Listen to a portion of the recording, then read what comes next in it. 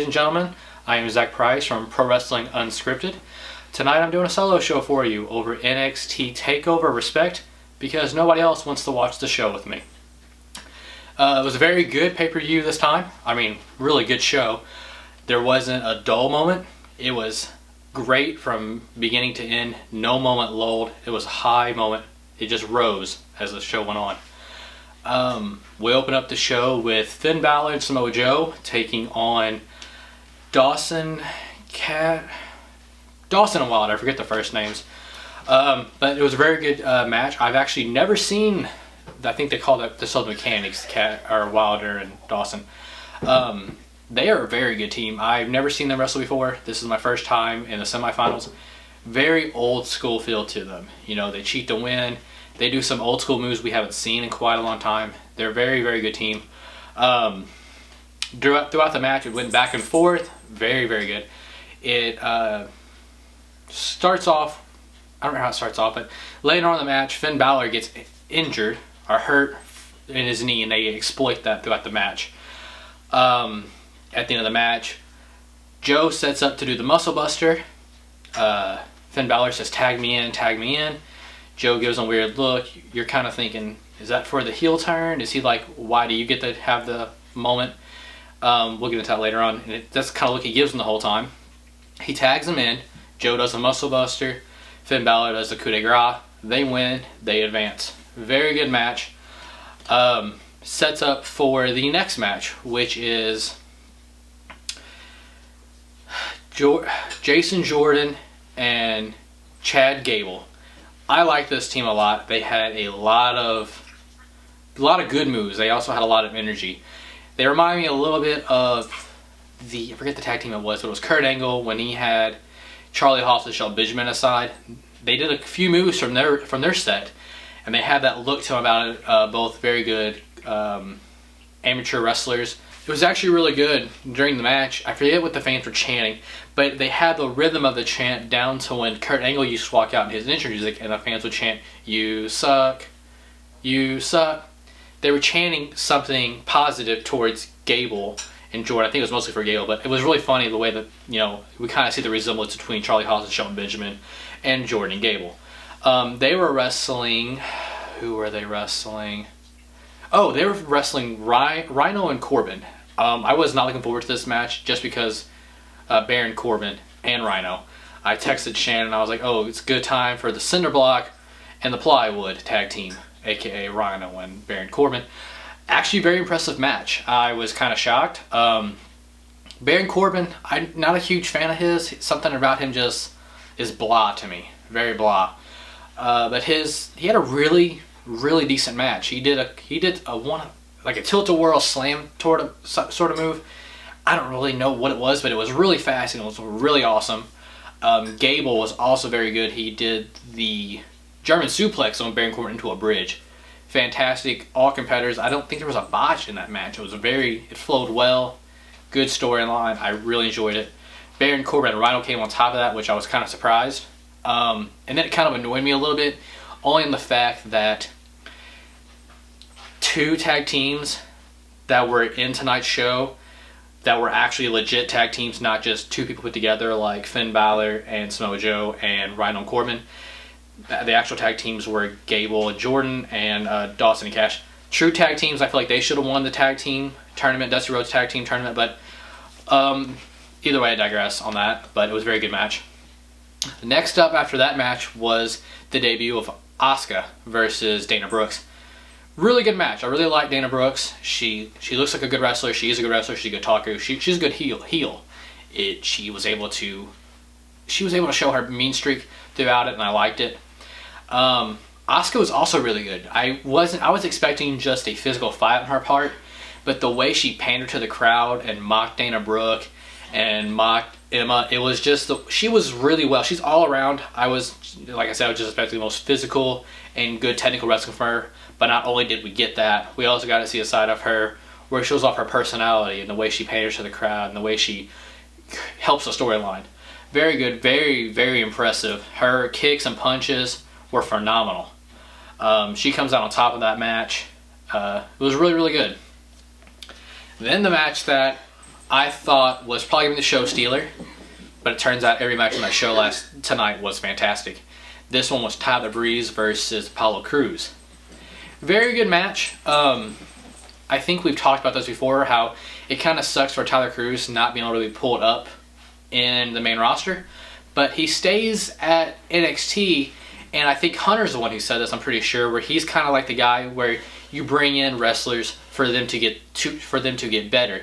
So basically, in my eyes, after tonight's match, Tyler Breeze is the cornerstone of NXT. I'm not saying he is NXT, well, actually kind of is, but I'm not saying he's the main star of NXT or that he's the man of NXT. I'm saying that he's the one who holds it down. He holds NXT at its core from when it originally started, and he's very good, and he's just great with his gimmick, the way he talks, the way he acts. His moves are phenomenal. Very good. In this match, I didn't know who was going to get the win. Apollo Crews ended up getting the win. It was very good. I enjoyed it. I really liked Tyler Breeze more. I didn't really like him at first when I first saw him, but since then, time has gotten better, and it's been very good. Then we go to the final for the Dusty Rhodes Tag Team Tournament Champion, where it was Finn Balor and Samoa Joe versus Rhino and Corbin. And since the very first match where Finn Balor got hurt from a knee injury, they were going backstage, they were talking, is he going to be able to compete? Go into the match. That match was phenomenal. Finn Balor stayed on it. We've all talked about on the podcast how we think there's going to be a turn between Joe and Balor. Yet it didn't happen tonight, and I'm happy for that for a couple reasons. One is, we'll actually get into that in a minute, but the match was phenomenal. They went back and forth. At one point, I thought Baron Corbin and Rhino were going to win it. They don't. It ends up being Finn Balor and Samoa Joe winning it. And there wasn't a heel turn in the match. It was very physical, though. They did the same thing they wanted in the first match, where Joe tags in Finn Balor, Joe hits the muzzle buster, Finn Balor hits the coup de grace, they win it. So you see them kind of celebrate, and then they bring the trophy, which is huge, into the ring, along with Dusty Rhodes' family. You had Cody Rhodes there, you had Dusty, you had their wives, his daughters as well, and Cody gave an amazing speech about Dusty Rhodes and how much he loved NXT and how much NXT loves him. And I was kind of getting a little feeling in my stomach during that. I thought, this is where the heel turn is going to happen. Joe's going to hit Finn Balor with the trophy, break the trophy in front of everybody, which would be an ultimate heel turn, but I don't think it would have been the right time with what the tag team tournament was about Dusty Rhodes, a legend in our industry, legend in the business. And I'm just glad that it ended the way it did. It was very good speech by Cody. Everybody celebrated it. They played out Dusty Rhodes' music, and then we go on to the main event, which it couldn't have gotten any better. Between Sasha Banks and Bayley in a 30-minute Iron Man match. The bad part about being in this match was you get to see who's in the crowd throughout the entire NXT show. You get to see Lita, Charlotte, Becky, and who else is beside them? Because apparently she's part of the Revolution, Stephanie McMahon. You all know how we feel about it. I'm not going to go any more about it, except the fact that they still put more focus on her than they do some of their stuff, but whatever. So we go into the match. It was slow to start out, but they have 30 minutes, so it's kind of okay. Slow to start out, they build to it. Goes back and forth. They did a lot of big moves. It's very impressive. The biggest reaction to the match was later on. We're outside the ring. Sasha's beating up Bayley outside the ring, and she gets inside Izzy's face. You all know Izzy. She sits in the corner She's in the corner around the ringside. Sasha gets in her face and yells at her. I don't know exactly what she says, but you see Izzy go, "That bitch." She had that look on her face. So then they go down the ramp, or up the ramp, and Sasha throws Bayley into the LED board, and it starts flashing lights. You don't quite see this, but they show replays of it later on, but Sasha goes back up to the ring. She taunts Izzy again and grabs her bow, tiara, whatever it was, put it on top of her head, and gets in the ring and just mocks at her. And then she takes it off, and she does like the little crybaby face at her, throws it at her. And then all of you see is Izzy, her father holding her. She turns around, her eyes are watery, her face is a little wet. She's basically cried. The fans pop.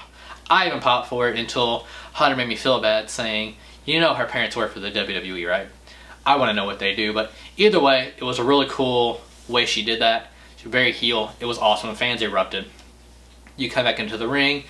They go back and forth. Bayley does a Bayley to belly from the top. I think it was from the top or second turnbuckle. She does one on the outside of the ring after she catches Sasha through the ropes, diving at her. Just a very impressive match. Sasha even impressed me with, well, she always impressed me, but one of the cool moves was at the last pay-per-view, Sasha sent the turnbuckle backwards, and Bayley goes up and grabs her and does the Hurricane Rana from her, like Sasha's backwards and she does it from the back and she lands on her stomach. Sasha actually landed on her feet. Impressive, went crazy. I was throughout the whole match going, oh shit, oh wow, you know, the whole time. It was really good. Just really enjoyed that match. And I'm just the whole time getting into it. I kind of want to see a little bit of overtime, but in the last few minutes, or last few seconds actually, I think it was last 20 seconds, Bayley puts her in like the submission where she basically just puts both of her arms in the back and just holds her. And she just starts stomping at her head. And the whole match, they were physical like that. Sasha's kicking her in the stomach and the head and the hand. Bayley was doing the same thing. And then at like the last 3 or 2 seconds left, Sasha says, I quit. And I was like, awesome. I'm a huge Bayley fan. I think you all, if you listen to our podcast, you know I'm a huge Bayley fan. And I can't wait for her to get to the main roster as long as they don't fail it how they have already. But if they can keep this momentum going into the women's wrestling, it'd be awesome.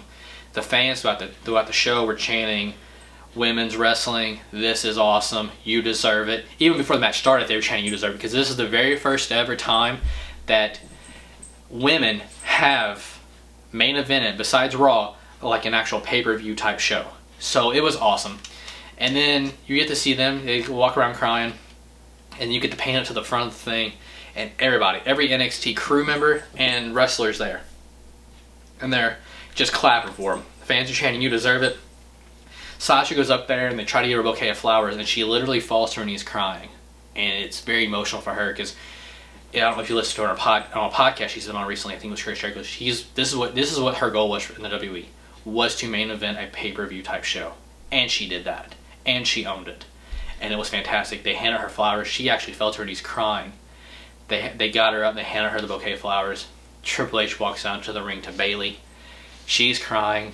They hand her the flowers. Fans chanting, you deserve it. And that's how the show goes off air. So, overall, this show, I'm going to give it a 5-star show. You know, from the beginning of the match, from the first bell rang, there wasn't a match that I was like, I'm not looking forward to it, except for maybe Baron Corbin. But Baron Corbin and Ronald, but you got to see the other tag team. The show just rose with greatness as it went upon. And it was fantastic. There was not a dull moment at all. And the fans were into it. The wrestlers were great, and every wrestler in that show tonight deserved respect. Pun from the show being called respect. They deserve respect after that performance they put on.